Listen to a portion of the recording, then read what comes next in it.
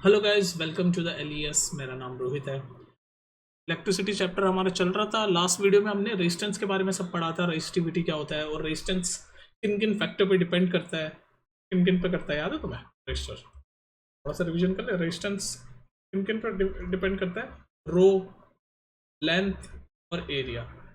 रो मतलब material, resistivity इसको बोलते हैं। रो एक साइन है, ग्रीक सिंबल है, इसका मतलब है रेजिस्टिविटी। मतलब जो भी मटेरियल है रजिस्टर का वो कैसा है उस पर डिपेंड करता है कि भाई रेजिस्टेंस कैसा होगा। लेंथ पे डिपेंड करता है, अगर लेंथ बढ़ेगी तो रेजिस्टेंस भी बढ़ेगा, लेंथ घटेगी रेजिस्टेंस भी घटेगा, डायरेक्टली प्रोपोर्शनल है ना। और एरिया ऑफ क्रॉस सेक्शन ऐसे होता है, अगर सिलेंड्रिकल शेप में हम देखें रजिस्टर को तो ये एरिया ऑफ क्रॉस सेक्शन ये है। तो अगर एरिया ऑफ क्रॉस सेक्शन बढ़ेगा तो करंट ज़्यादा अच्छे से फ्लो हो पाएगा, यानी कि रेजिस्टेंस गिरेगा, तो इन्वर्सली प्रोपोर्शनल है। तो ये सब मैंने डिटेल में पढ़ाया था, यहाँ पर तो मैं ऐसे ही बता रहा हूँ, वाली वीडियो देख लेना। अब आज की जो वीडियो है वो है resistors in series. Series series ये इंग्लिश का शब्द है, मतलब सीरीज मतलब एक के बाद एक कोई चीज होती है तो उसको सीरीज बोलते हैं। मैथ्स में भी होती है ना सीरीज हमारी, एक के बाद एक कोई चीज होती है। एपी में भी आपने पढ़ा है, सीरीज होती है। सीरीज होती है ना, एपी मैथ्स में पढ़ा है कि नहीं पढ़ा? आया ना, मैंने वीडियो में देख लेना। जैसे ये सीरीज है तो सीरीज भी बोलते हैं, मतलब एक के बाद एक के बाद एक लाइन से जो चीज है उसको सीरीज बोलते हैं। इंग्लिश का शब्द है एक नॉर्मल सा, हम नॉर्मल लाइफ में भी यूज। तो यहाँ पर ये कह रहा है रजिस्टर्स इन सीरीज, मतलब कहीं ना कहीं जो रजिस्टर है वो सीरीज में लगे हुए होंगे, एक के बाद एक लगे हुए होंगे। वही बात हो रही होगी, देखो अपने टॉपिक से कुछ ना कुछ आप गेस कर लिया करो। तो रजिस्टर्स की बात हो रही है जो सीरीज में लगे हुए हैं, मतलब एक के बाद एक लगे हुए हैं। तो मैं एक डायग्राम बनाता हूँ आपके सामने, सर्किट सर्किट बनाता हूँ, उससे फिर हम देखेंगे। तो जैसे भाई ये आपका सर्किट है, ये आपकी बैटरी है, लंबा वाला डंडा प्लस का, ये छोटा वाला माइनस का। मान लो ये आपके रजिस्टर लगे हुए हैं, पहला तीसरा, सीरीज में एक के बाद एक लगे हुए ना, तो इस सीरीज में आपके क्या आ गया। और हमें पता है हम करंट का फ्लो कन्वेंशन की वजह से पॉजिटिव डायरेक्शन से दिखाते हैं, तो ये पॉजिटिव है तो यूं जा रहा है करंट। वैसे एक्चुअली में तो इलेक्ट्रॉन जहाँ फ्लो हो रहे होते हैं नेगेटिव साइड में, यहाँ पर ये नेगेटिव साइड है तो इलेक्ट्रॉन यहाँ फ्लो हो रहे होते हैं। तो एक्चुअली में तो करंट की डायरेक्शन यहाँ होनी चाहिए, लेकिन साइन कन्वेंशन ये कहता है कि हम करंट की डायरेक्शन पॉजिटिव में दिखाएं। ये सब मैं पहले बता चुका हूँ। तो हम करंट की डायरेक्शन ऐसी दिखा रहे हैं। तो ये हमारा करंट है आई, और ये बैटरी वी वोल्टेज प्रोड्यूस कर रही है। और ये आपके कुछ रजिस्टर्स हैं, इनके नाम देख लेते हैं। मान लो ये रजिस्टर 1 है, ये रजिस्टर 2 है, ये रजिस्टर 3 है। अब क्या होता है, क्या है देखो, हमारा सबसे पहले हम ओम्स लॉ हमने पढ़ा था। ओम्स लॉ पढ़ा था ना, अगर नहीं पढ़ा तो पीछे जाके पहले वो पढ़ लेना। ओम्स लॉ, ओम्स लॉ क्या कहता था, याद है आपको? ओम्स लॉ कहता था कि voltage is equal to I R. ये पढ़ाया था मैंने। इसमें क्या पढ़ाया था मैंने आपको कि वोल्टेज और करंट एक दूसरे के डायरेक्टली प्रोपोर्शनल है। Voltage is directly proportional to current. और ये आर जो है ये क्या था, कांस्टेंट ऑफ प्रोपोर्शनलिटी के हिसाब से मैंने ये लिखा था, और आई आर हो जाता था। बेसिकली बस इतना समझ लो कि वोल्टेज और करंट एक दूसरे के डायरेक्टली प्रोपोर्शनल होते थे according to the Ohm's law, और ये फॉर्मूला होता था V equal to I R. ठीक है, तो मतलब अगर ये वोल्टेज V, ये जो बैटरी है ये V वोल्टेज प्रोड्यूस कर रहा है और I करंट प्रोड्यूस कर रहा है, तो ये कितना रेजिस्टेंस प्रोड्यूस कर रहा है हम ओम्स लॉ से बता सकते थे। भाई वोल्टेज प्रोड्यूस कर रहा है ये V, ये लिखा हुआ V, करंट प्रोड्यूस कर रहा है ये I, और R, ये जो R है ये कितना प्रोड्यूस कर रहा होगा, बेसिकली ये बताओ तुम मुझे। तो यहाँ पर तो 3 रजिस्टर लगे हुए हैं। तो मेन मुद्दा यही है कि जो 3 रजिस्टर लगे हुए हैं सीरीज में, एक के बाद एक के बाद एक, तो इस सीरीज का कोई इक्विवेलेंट एक बड़ा रजिस्टर हम बता सकते हैं? ये जो 3 छोटे छोटे रजिस्टर लगे हुए हैं इसके इक्विवेलेंट कोई एक बड़ा रजिस्टर लगा सकते हैं हम? तो और वो लगा सकते हैं तो कैसे लगाते हैं उसको हम बोलेंगे, अगर इन तीनों के इक्विवेलेंट जो एक रजिस्टर होगा उसको हम बोलेंगे इफेक्टिव रेजिस्टेंस। इफेक्टिव रेजिस्टेंस बोलेंगे या फिर इक्विवेलेंट रजिस्टर बोलेंगे। तो ये 3 छोटे छोटे जो रजिस्टर लगे हुए हैं इनके बजाय हम एक बड़ा रजिस्टर कैसे लगाएं, उसकी कैलकुलेशन क्या होती है वही हम यहाँ पर पढ़ेंगे। समझ आ गई बात तुम्हें? तो ये बैटरी V वोल्टेज प्रोड्यूस कर रही है, I करंट प्रोड्यूस कर रही है। अब जरा एक चीज तुम कॉन्सेप्चुअली समझो कि करंट ऐसे जा रहा है, करंट ऐसे जा रहा है, तो ये जो करंट है ये तीनों रजिस्टर में सेम ही होगा। ध्यान से अगर आप देखो तो यहाँ भी I करंट ही फ्लो करेगा, क्योंकि एक के बाद एक सीरीज में ही है, कुछ चेंज तो हो नहीं रहा। ऐसे करंट जा रहा है तो सीधा ही जा रहा है, और ये भी करंट I है और ये भी करंट आपका I ही है। ठीक है, लेकिन वोल्टेज तीनों रजिस्टर के अक्रॉस अलग अलग होगा, क्योंकि ये रजिस्टर्स अलग अलग है। R1 है ये रजिस्टर, ये R2 है, R3। तो वोल्टेज तीनों के अक्रॉस अलग अलग होगा। यहाँ पर V1 वोल्टेज प्रोड्यूस होगा, इसमें V2 वोल्टेज प्रोड्यूस होगा, इसमें V3 वोल्टेज प्रोड्यूस होगा। टोटल बैटरी कितना वोल्टेज प्रोड्यूस कर रही है, कैपिटल V, लेकिन ये रजिस्टर के अक्रॉस कितने वोल्टेज प्रोड्यूस हो रहा है, V1 V2 V3। तो हम ये बोल सकते हैं कि जो टोटल रेजिस्टेंस, टोटल वोल्टेज जो बैटरी प्रोड्यूस कर रहा है वो बराबर है V1 plus V2 plus V3 के। कोई दिक्कत यहाँ तक अगर मैंने बोला तो? भाई सीरीज में ये रजिस्टर में, ये रजिस्टर्स जो है ये सीरीज में लगे हुए हैं, और ये बैटरी एक बड़ा वोल्टेज V प्रोड्यूस कर रहा है और करंट I प्रोड्यूस कर रहा है। और मैंने कहा इन रजिस्टर से करंट तो सेम ही है, तीनों रजिस्टर में करंट I फ्लो हो रहा है, लेकिन वोल्टेज तीनों में अलग अलग फ्लो हो रहा है। अब आप पूछोगे वोल्टेज अलग अलग क्यों फ्लो हो रहा है? भाई यहाँ पर हमें, आपको पता है कि ओम्स लॉ कहता है कि वोल्टेज जो है वो करंट के डायरेक्टली प्रोपोर्शनल है। तो अब अगर यहाँ जाओगे तो ये कुछ ना कुछ करंट, क्योंकि रजिस्टर का काम ही होता है फ्लो ऑफ करंट को रोकना, फ्लो ऑफ करंट को रोकना, तो यहाँ पर फ्लो ऑफ करंट रोकेगा तो इस पॉइंट पे वोल्टेज आपका कहीं ना कहीं चेंज होगा, फिर ऐसे यहाँ पर वापस आई आ जाएगा, फिर इस पॉइंट पे फिर चेंज होगा, फिर आई आ जाएगा, फिर इस पॉइंट पे फिर चेंज होगा। तो वोल्टेज चेंज हो जाएगा आपका, क्योंकि वोल्टेज क्या होता है, चेंज इन पोटेंशियल एनर्जी। पढ़ा था ना हमने प्रीवियस वीडियोज में, change in potential energy he voltage होता है। तो यहाँ पर जब करंट था, आई था, फिर यहाँ पर उसकी वोल्टेज एनर्जी, इसकी पोटेंशियल एनर्जी यहाँ पर कुछ थी इस वाले पॉइंट पे, और फिर यहाँ पर करंट स्लो हुआ क्योंकि रजिस्टर है, तो यहाँ पर आपकी वोल्टेज एनर्जी फिर वापस से आई हो गई, और ये बीच में चेंज हुई, मतलब पोटेंशियल एनर्जी चेंज हो रही है, इसलिए वोल्टेज चेंज होगा, क्योंकि वोल्टेज क्या है, चेंज इन पोटेंशियल एनर्जी। तो इस पॉइंट से इस पॉइंट तक पोटेंशियल एनर्जी चेंज हो रही है, तो ये V1 है। इस पॉइंट से इस पॉइंट पर पोटेंशियल एनर्जी चेंज हो रही है V2, इस पॉइंट से इस पॉइंट से पोटेंशियल एनर्जी चेंज हो रही है V3।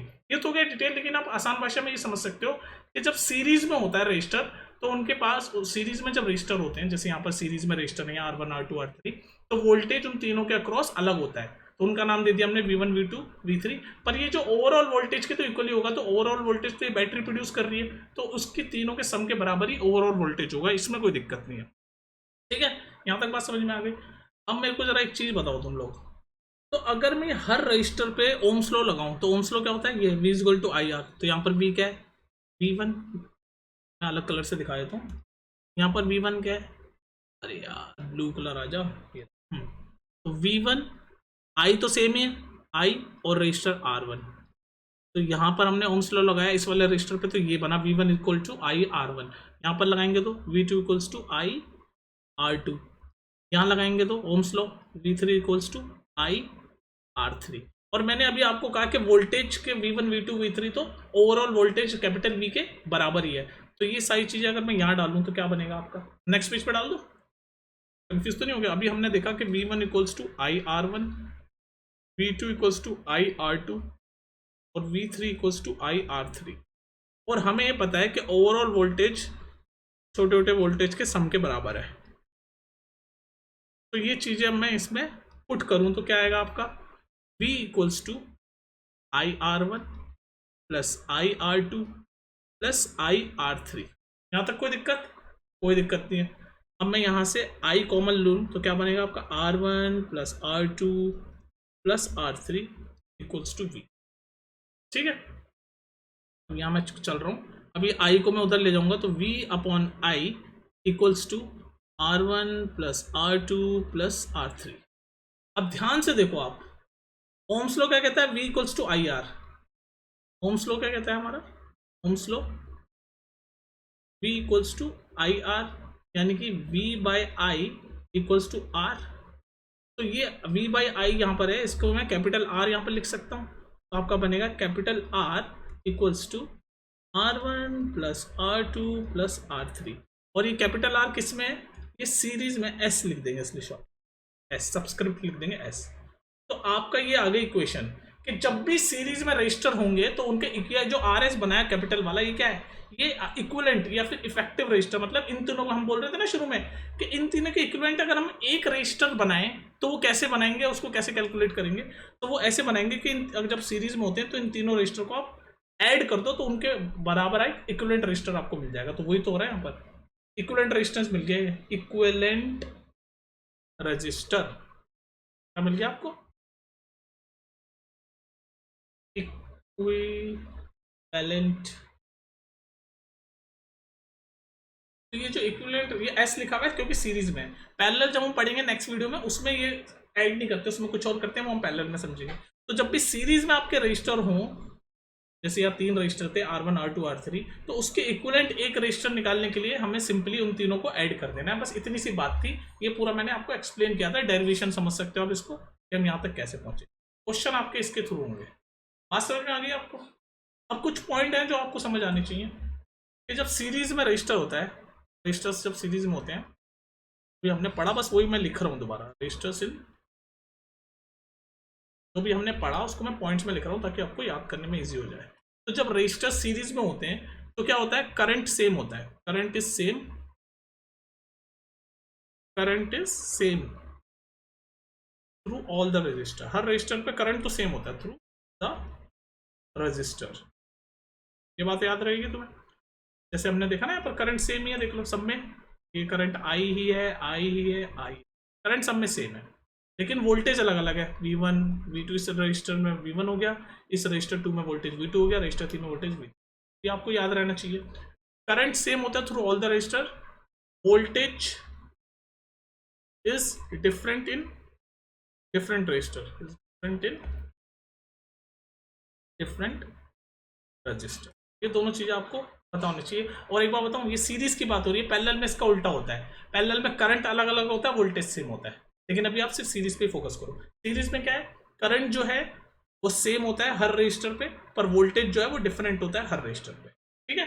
और इक्विवेलेंट रजिस्टर जो हम बनाते हैं सीरीज में, एस सीरीज दिखाता है, वो होता है कि तीनों रजिस्टर को, जितने भी रजिस्टर है, यहाँ तो 3 का एग्जाम्पल लिया, जितने भी रजिस्टर है उनको आप ऐड कर दो तो आपका वो इक्विवेलेंट रजिस्टर आ जाता है। और ये कैसे आया, ये भी हमने देखा, इक्वेशन देखी कि भाई वोल्टेज, हर रजिस्टर पे हमने वोल्टेज निकाला, वोल्टेज निकाला, वोल्टेज निकाला, और हमें पता है कि ओवरऑल वोल्टेज तीनों वोल्टेजों के सम के, बस इसमें वैल्यू पुट करी तो आपका क्या आ गया, इक्विवेलेंट रजिस्टर, ठीक है।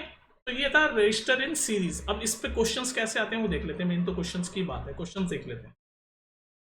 अब इस क्वेश्चन को देखो, जो अभी हमने पढ़ा है बस वही हमें दिमाग में रखना है, उसी पे होगा ये क्वेश्चन सॉल्व। तो हमें क्वेश्चन कह रहा है कि 3 रजिस्टर हैं, 5 ओम, 10 ओम, 15 ओम का, और हमें बता दिया कि भाई वो सीरीज में कनेक्टेड है, सीरीज में कनेक्टेड है। तो ये हमारा रेजिस्टेंस 1 हो गया, रजिस्टर 2 हो गया, रजिस्टर 3 हो गया, ठीक है। 3 रजिस्टर है, R1 R2 R3 हमने उनका नाम दे दिया, सीरीज में कनेक्टेड है। और बैटरी, और with 12 volt power supply. Power supply मतलब बैटरी होती है, बैटरी तो पावर सप्लाई करती है। तो हमें जो जो पता है वो लिखते जाते हैं। हमारे पास ओवरऑल वोल्टेज है 12 वोल्ट, हमारे जो रजिस्टर 1 है वो है 5 ओम, रजिस्टर 2 है 10 ओम, और रजिस्टर 3 हमारा 15 ओम, ठीक है। यहाँ तक हमें जो क्वेश्चन में दे रखा है वो हमने लिख दिया। और सीरीज में कनेक्टेड है, ये भी पता है, कहते हैं कनेक्टेड इन सीरीज। हमसे कह रहा है कैलकुलेट द कंबाइंड रेजिस्टेंस, मतलब कंबाइंड रेजिस्टेंस जब सीरीज में होते हैं तो कैसे, अभी हमने देखा फॉर्मूला। तो आर एस, ये रहा ना इक्विवेलेंट रेजिस्टर, ये क्या होता है, R1 plus R2 plus R3 होता है। तो बस वो कर देंगे तो इक्विवेलेंट रेजिस्टर हमारा हो गया 5 ओम प्लस 10 ओम प्लस 15 ओम। बस वही कर रहा हूँ मैं, जो भी मैंने पढ़ाया कि जब सीरीज में रजिस्टर होते हैं तो कंबाइंड रेजिस्टेंस क्या होता है, तीनों को ऐड कर दो। तो RS हो गया आपका, RS यानी ये सीरीज का साइन होता है S। तो ये 15 प्लस 10 25, 25 प्लस 5 30 ओम। तो ओवरऑल रजिस्टर्स मतलब इन तीनों के इक्विवेलेंट एक रजिस्टर आपका हो गया 30 ओम का, और ओवरऑल बैटरी तो है 12 वोल्ट की। तो रजिस्टर मिल गया, और आपको ओवरऑल इन तीनों के इक्विवेलेंट हमें रेजिस्टेंस मिल गया, और टोटल बैटरी मिल गई 12 वोल्ट की। हमसे और क्या पूछ रहा था, the current that flows in the circuit. अब हम करंट निकाल सकते हैं ओम्स लॉ से। तो ओम्स लॉ हमारा क्या कहता है, ओम्स लॉ हमारा कहता है V equals to I R. तो हमें पता है कि अभी हमने पढ़ा कि सीरीज में करंट सेम होता है, यहाँ पढ़ा ना मैंने, current is same in series पर वोल्टेज इज डिफरेंट। हर रजिस्टर पे वोल्टेज अलग होता है लेकिन करंट सेम होता है। तो हम बस करंट तो पहले निकाल लेते हैं, तो ओम्स लॉ से। तो वोल्टेज कितना है, 12 वोल्ट। ये तो ओवरऑल वोल्टेज है ना जो बैटरी सप्लाई करती है, तो ये टोटल वोल्टेज है, टोटल वोल्टेज 12, करंट हमें निकालना है, और इक्विवेलेंट रजिस्टर हमें पता चल गया 30 ओम। भाई जब ओवरऑल बैटरी की बात करेंगे तो ओवरऑल रजिस्टर निकालेंगे ना, ये ओवरऑल बैटरी है, ओवरऑल वोल्टेज है बैटरी का। तो हम रजिस्टर जो लिखेंगे यहाँ पर ओम्स लॉ में, वो ओवरऑल रेजिस्टेंस जो हमने निकाला है, ये रेजिस्टेंस का फॉर्मूला डाल के, ये वाला सीरीज वाले रेजिस्टेंस का फॉर्मूला डाल के, तो ओवरऑल रजिस्टर डालेंगे ये 30। तो हमारा करंट आ जाएगा 12/30, 30 होता है आपका 30 12, तो 4/10 होता है 2.4। और करंट की यूनिट क्या होती है, एम्पियर। ये सब याद रखो आप। तो हमारा करंट भी आ गया, ये पूछा था करंट कितना है, तो करंट आ गया 0.4। और हमें पता है जब सीरीज में होते हैं तो करंट थ्रू आउट सेम होता है, तो हर रजिस्टर पे करंट तो सेम ही है, पर हमें पता है पोटेंशियल डिफरेंस पूछ रहा है कि हर रजिस्टर पे पोटेंशियल डिफरेंस क्या होगा। तो पहले तो बताओ पोटेंशियल डिफरेंस क्या होता है, वोल्ट, पढ़ चुके हैं हम। पोटेंशियल डिफरेंस मतलब क्या होता है, वोल्ट। तो हमें पता है सीरीज में, मैंने अभी पढ़ाया, ये 2 पॉइंट जरूर याद रखो सीरीज से रिलेटेड, कि करंट तो सेम होता है हर रजिस्टर पे, लेकिन वोल्टेज डिफरेंट होता है हर रजिस्टर पे। तो हमें पता है वोल्टेज डिफरेंट होता है हर रजिस्टर पे, तो वही पूछ रहा है ये कि potential difference across each resistor बताओ। पोटेंशियल डिफरेंस मतलब वोल्टेज, बता देंगे हम। तीनों रजिस्टर पे वोल्टेज अलग अलग होगा, हम ओम्स लॉ लगाएंगे बस। ओम्स लॉ लगा के, तो पहले मान लो, पहले इस वाले रजिस्टर पे वोल्टेज V1 ले लेंगे, दूसरे वाले रजिस्टर पे वोल्टेज V2 ले लेंगे, तीसरे वाले रजिस्टर पे वोल्टेज V3 ले लेंगे। तो बस तीनों वोल्टेज कैलकुलेट कर देंगे हम। आई हमें पता है सेम है, बस यही फॉर्मूला डाल रहे हैं ओम्स लॉ का। तो आई डायरेक्ट लिख रहा हूँ, आई 0.4, और R1 क्या है, 5 ओम, तो वोल्टेज 1। V2 में करंट सेम है, V equal to I R 0.4। R2 क्या है 10। V3 निकालने के लिए आपका आई तो सेम ही रहेगा सब में, सीरीज में 0.4। रजिस्टर 3 क्या है 50। बस इनको कैलकुलेट कर दो, आपको तीनों रजिस्टर के वोल्टेज भी मिल जाएंगे, V1 V2 V3।